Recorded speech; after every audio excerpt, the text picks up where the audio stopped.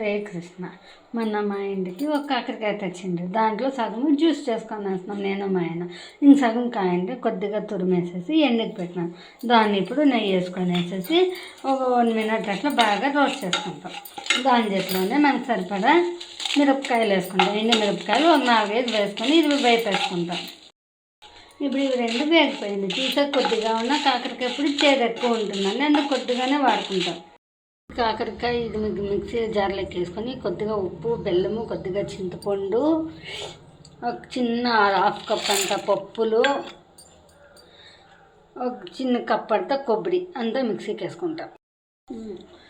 చూడండి, ఇట్లా బరకగా చేసుకుంటే మన కాకరకాయ పొడి అయిపోయింది. వేడి వేడి అన్నంలోకో చపాతీలకో ఏంటికన్నా కానీ ఇది యూజ్ అవుతుంది.